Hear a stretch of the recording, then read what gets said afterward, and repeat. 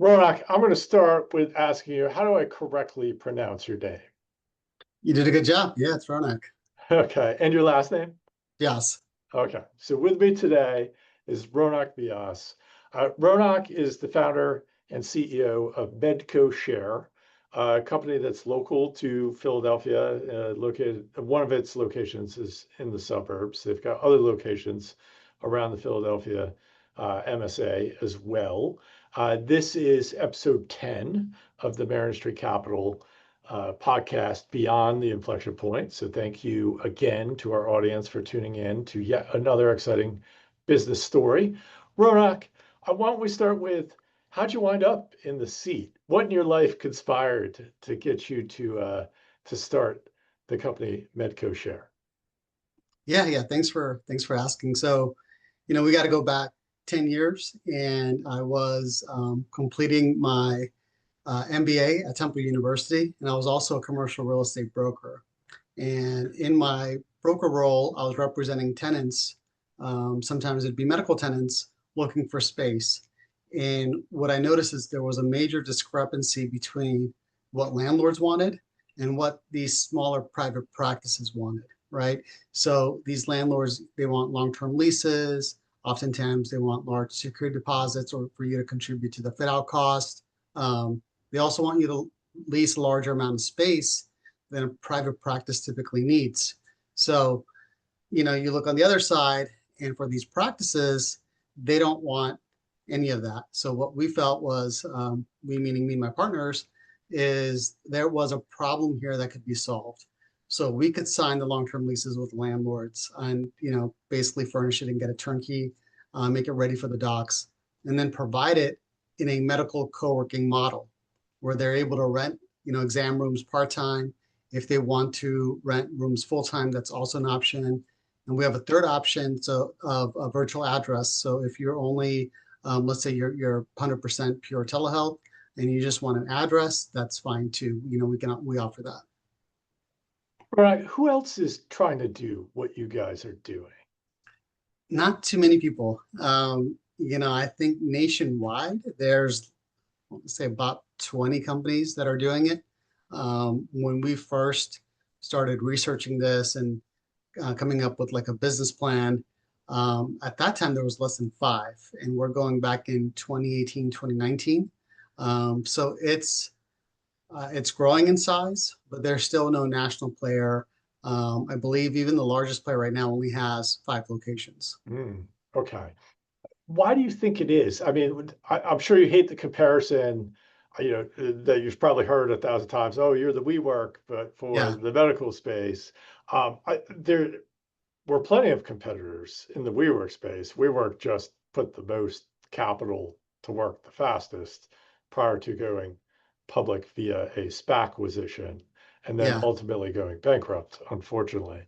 Why do you think so many fewer players have tried to address the medical space as opposed to traditional office space? Sure. So it's a unique combination of skills because you need to understand how clinics operate. You have to understand, the healthcare industry and the regulations. And then you also have to understand real estate, and whether you're leasing an office or you're buying a building, you really need to get the numbers correct because the cost of going in will determine your margins and what you can charge to the private practices.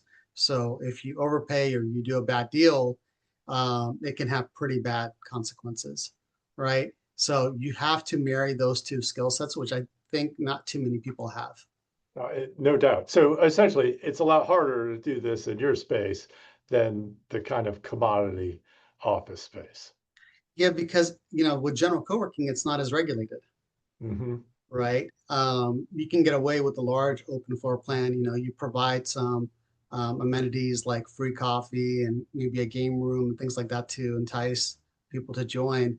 But in the medical world, it's not about an open floor plan and just giving people free beer during the day, which is what we worked did, right? So it's very different. I think it's harder than people think it is.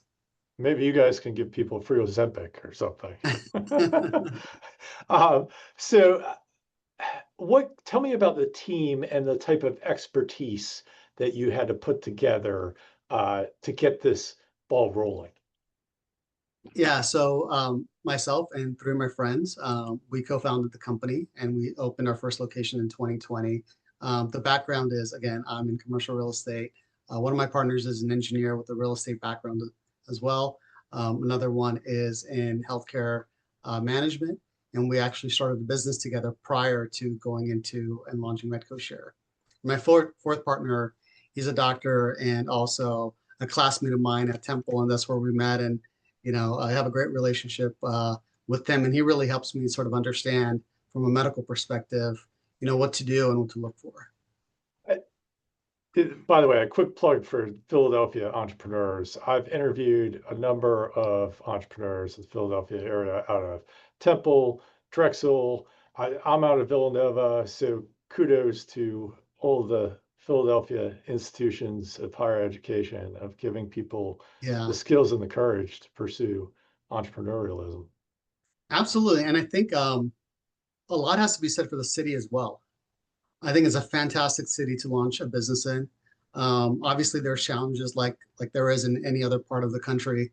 But overall, when you just see access to other entrepreneurs, other businesses, access to healthcare, as well as just like the ecosystem that the city provides, it's really a great place to launch a business, but then also for other people to want to work there, right? You can attract top talent as well. So I think it makes a lot of sense. It's not as expensive as New York or San Fran or these other cities. So I think also from a cost perspective, Philly is a great place to start. I'm glad you feel that way. So take me through the progression of the business. What came first? Did you present the business plan and get money? Did you find a location and start building that out yourselves? Did you find the tenants first? How did you get all the pieces put together? Yeah, great question. So when we started, back in 2019, it was really just about putting some money together and then just coming up with a strategy. And in parallel, we were also looking for space. And the funny thing is, we were turned down by a lot of landlords because they were like, we don't understand this model. Why wouldn't, a doctor just buy their own building or lease their own space? We don't understand why this needs to exist. So we had a lot of doors, shut on us in the beginning. 2020, we had a landlord who was willing to work with us. We kind of paid a premium and just to secure the space. And we signed the lease in January of 2020. Hmm. And then, as everyone knows, COVID hit and basically the world shuts down. In the US, starting in March, everyone's work from home. So we essentially couldn't operate for the rest of the year. So even though we were really excited about being able to start and open a location and to test our theory out, we were shut down for almost a year. So it became really difficult. In 2021, we had some hard decisions to make, but fortunately, everything panned out, and we just kept going. Okay, so this was your first location. Is this the King of Prussia location? This is the Philadelphia location. Philadelphia Philadelphia location. location. Okay. Yeah. All right. So what did you do next? Did you get more money? Did you get a another get your first tenant or more tenants? How'd it go from there? Yeah. So we initially we raised a little bit of money between the founders and a few investors, and Mhm. that was money for us to open the first location.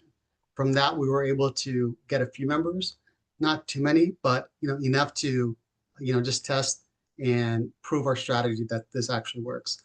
In 2021, we saw a big uptick in physicians that were either furloughed or burned out. Mm. So they joined us, and then we said, okay, there is actually something here, and we think it's going to continue.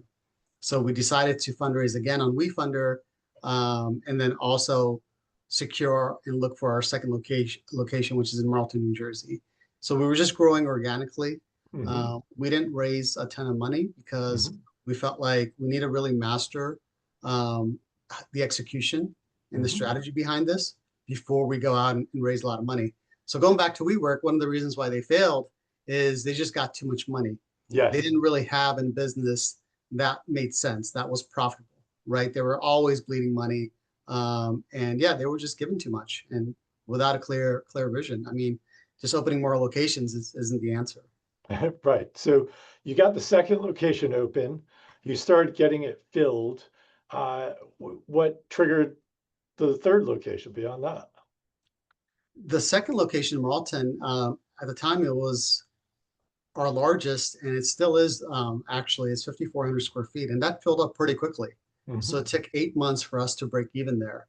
Hmm. And that was, fantastic because with the first location, it took a year and a half, a year being mostly COVID, the pandemic. So I think just having the demand and then obviously the revenue to help support growth.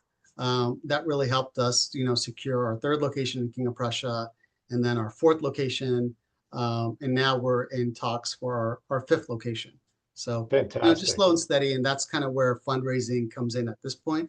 Is Yep. now we have a thing that we really feel like we can scale up. Yep. Okay. Great. I love hearing this sort of approach because I see the WeWork style of approach far too often. Granted, it's Yeah. gotten much harder in the current age for most types of businesses, maybe not AI or robotics types companies. But for your company, most sounds like it's been mostly bootstrapped to this point. What gives you the confidence that you guys have kind of mastered the business model at this point? Yeah. So, I mean, our cost of acquisition has gone way down.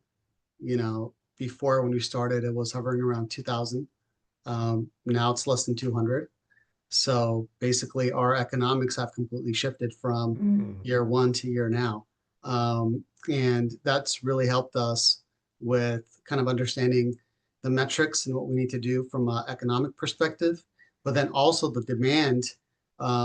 We can test the demand and we see the demand, right? So we can put a feeler out there for like, hey, we're opening in this county. Are you interested in joining the wait list? And so we can see, okay, is this going to be a good place or not? So with our just internal marketing strategies, we're able to like test demand, and so we feel more confident that this will kind of continue to grow based Mhm. on a few different things. And obviously, demand is one. Understanding economically what to do is another one. But then also, where is the healthcare industry going in general, and where are private practice going in general? And we're pretty bullish that there's going to be more and more docs that want to open their own clinic, especially with everything that's going on. Being an employed physician nowadays, it's a lot harder. It's more stress, more burnout, and for a lot of them, it's just not worth it. Mhm. Okay, so it sounds like you've got a product that the market wants. How sticky are the tenants? It's pretty sticky because I mean, you can imagine like once patients start coming to an office, and if you say, "Hey, we're moving," a lot of them are not happy with that, and they'll either find a new doc. Sometimes they continue coming to the old location, right? And so, like, not only is it added cost and complexity and time when you shift locations, but it also hurts the patients. So we've had really good retention, and it's actually worked out really well for not just the docs, but for the patients as well. I would imagine too, some of these practitioners have some pretty cumbersome pieces of equipment in there that would be pretty difficult to move. Yeah, and the equipment isn't so much the issue. Obviously, it's always hard to move, anywhere from a house or an office or anything. Um, but it's just, is it really worth the headache, right? If you're generating revenue, if your practice is growing, if you have less headache of maintaining the space, if it's a flexible model where you have that option to leave, whether it's a month to month or a 1 year membership, it just makes more sense. Yep. How much visibility do you get into your tenants' financial viability? Not much, or any. I mean, we don't check their financial sort of viability. Obviously, we want to make sure they're licensed and we have insurance requirements. Mhm. But we basically just try to support these practices no matter what it is. And the Mhm. real estate is one way, but the other way is through services. Mhm. So we offer services to help their practice grow. So whether that's marketing, billing and scheduling, or just even letting them know who we partner with in terms of credentialing or other companies that can help them get started and grow and just continuously try to improve. Okay. Yeah. So you reminded me that when you and I first spoke, you mentioned that offering common services to your tenants could Mhm. be part of the next phase of your growth. How are you Yeah. guys thinking about that? So right now, it's two different businesses, right? So you have the real estate, which we know what to do there. And then you have the services that we know that this is in the long term a great offering financially for us, but then also for our members, because now it could be a one-stop shop and we're vertically integrated. But because it's a new business, there's always challenges, Hmm. right? And so we feel like we have to invest a little bit more into this side of things so we can get that expertise. We can hire the right people and top talent to grow the division.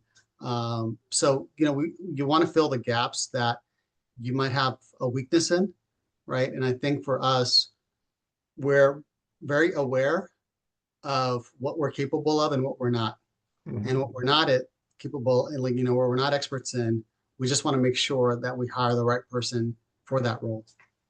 Yep, that makes perfect sense. Okay, so you guys are out raising right now, right? We are. Yep. How much are you raising? What's the security instrument you're using? What types of investors are you looking for? Give us the rundown there. Sure, sure. So we're raising on Refunder right now, so it's a crowdfunding platform. The goal is 1.235 million. Hmm. Raised a little over 200,000 so far. It's still an active campaign, so investors can find us there. That's Hmm. done through a safe. Hmm. We're also negotiating, term sheets with other larger investors who may want to do things differently. If they don't want a safe and they want to invest a little bit more money, we're open to that conversation. So that's ongoing. But if that doesn't happen, approaching angels and the crowdfunding route is basically our go-to strategy for now. But we are entertaining conversations with larger, angels and just larger kind of funds. Yep. Okay. Fantastic. By the way, we'll definitely include a link to the WeFunder campaign Appreciate when this that. podcast gets published. Absolutely, we're happy to support local entrepreneurs and honestly, any entrepreneur any way we can. Yeah. Um, Ronak, outside of capital, what would you say is the company's biggest challenge at the moment? Um, Scaling real estate is always a challenge, right? It's not something you want to rush. So you want to find the right spot. You want to negotiate a good deal. Um, you want to fit it out properly. You want to make sure you set it up properly. So that can't really be rushed. So, you have to have multiple locations that you're negotiating with. And that way, you can do more than one location per year. And that's the goal is to open multiple locations per year. And there's different ways of doing that. But we're very aware that, real estate in general is just hard to scale at a high level. A lot of times when people try to do that, a lot of mistakes are made. They overpay, they grow too fast, and the members don't come fast enough. So they're always operating a loss. And that's kind of what happened with WeWork and a few other co-working companies. So that's one challenge. The second challenge is that this is still really new. So even though that poses an opportunity for investors to get into, an industry that's really early, the challenge is you still have to educate the doctors and the general public that this is something that's really beneficial in healthcare. Okay. Um, how do you generally structure the leases with your tenants? Typically, they're month to month. Oh, okay. And yeah, and I wouldn't even say they're leases. I mean, it's similar to like a gym membership, right? Ah, So you sign a membership. that's why you keep saying members. I keep saying Yeah. tenants. You keep saying members. I have to change my lingo here. Yeah, yeah, no worries. So, when you go to the gym, basically, typically you're paying month to month and Hmm. you're paying for a right to utilize that space. It gives you Hmm. access to use the space, but you don't run it, you don't own anything. It's just you go in and you do your workout and you leave. Very similar for our members is they are given basically the access, the right to access and utilize the space, right? And they don't have any headaches on top of that. It's month to month. If some people want to lock in a good price, they might want to do a 1 year or 2 year agreement, but the majority of our memberships are month to month. Okay, that's super interesting. I can see how that would be really appealing um, for a number of different types of healthcare practitioners, especially in an environment where, margins are always getting squeezed for these folks. What types of practitioners, uh, aka members, have you attracted to your properties? Yeah, no, that's a great question. So when we first started, we mostly thought it was going to be primary care, Hmm. or maybe just sort of like entry level, services. So like a phlebotomist, for example. We've been pleasantly surprised that the need has run a wide range of specialties.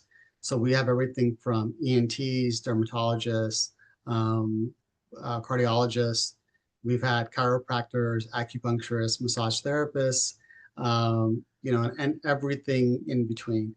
So, and some of these docs are surgeons and they do pre and post care at Hmm. the offices.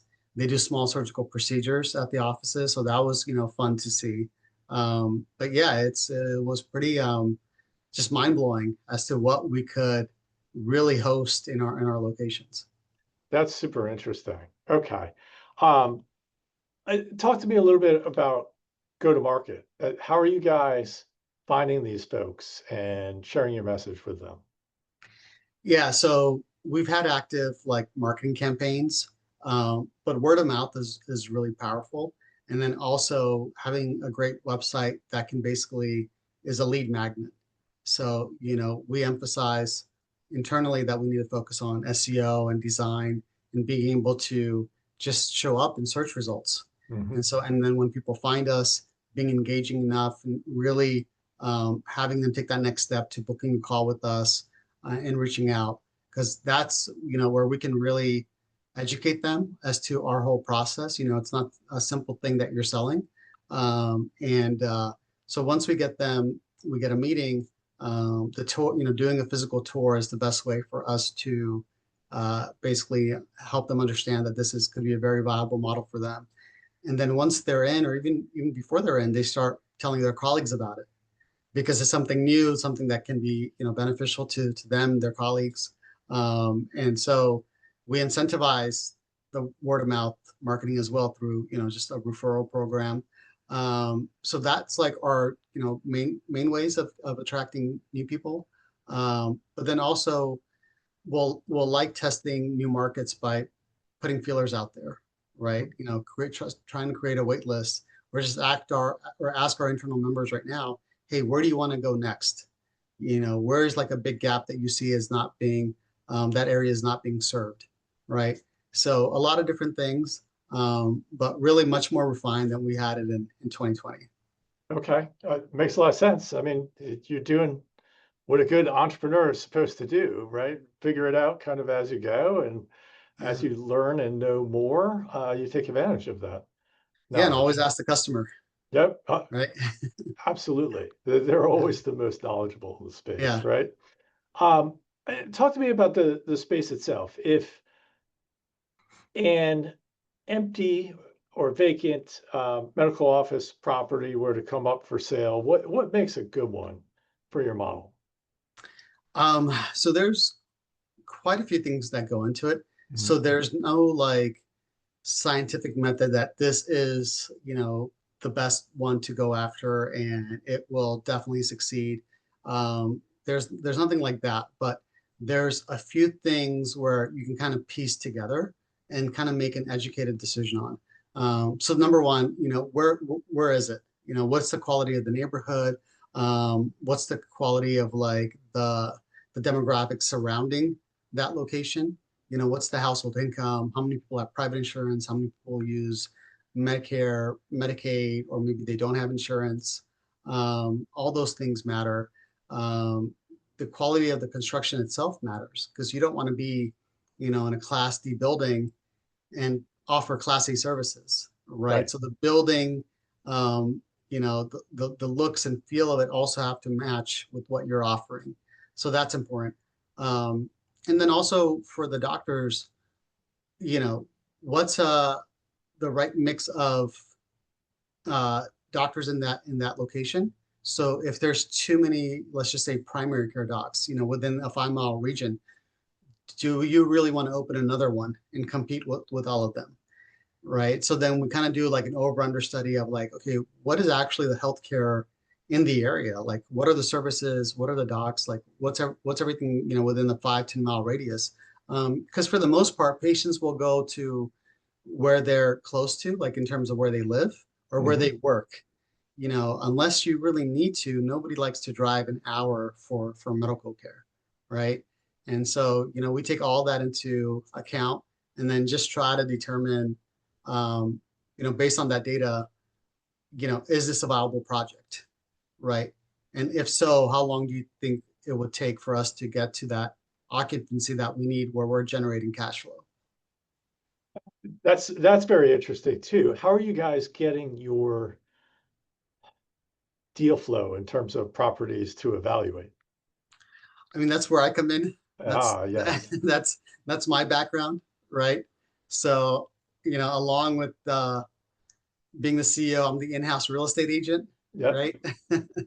So fortunately, I have a lot of relationships with like landlords in the area in the Philadelphia region. But we also use the services of JLL. So they're the largest healthcare advisory, firm in the world. And so we work with a great team over there. And typically they're like, do our first layer of, okay, these are all the offices that are available. What do you want to tour? And then after that, we can start, basically drilling down and say, okay, well, we like this and we think this one's better. And then kind of just start negotiations with landlords that way. Hmm. We're looking to partner with the REITs or like large landlords who have like Hmm. multiple buildings in different locations.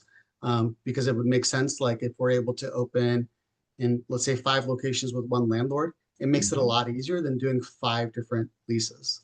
That makes perfect sense. Okay, great. Uh, Ronak, we're approaching time. Um, I'm going to ask you, what is the one thing, or what is one thing that our audience could do to benefit you and or MedcoShare, besides going to WeFunder and and popping in a credit card? Sure, sure. So I'm gonna be a little bit greedy if Yep.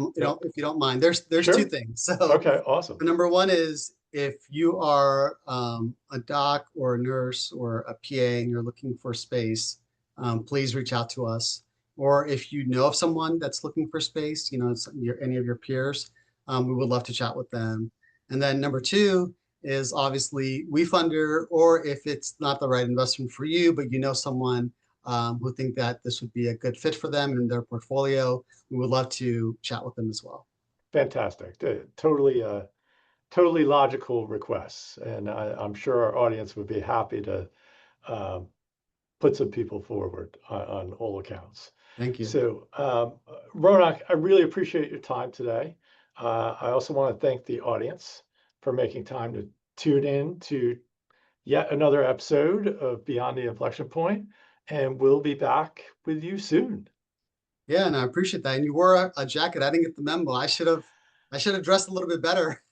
No, Ronak, we're very casual here. I only happen to have one on today because uh, it tends to be very cold in my office on warm days, which it obviously is today.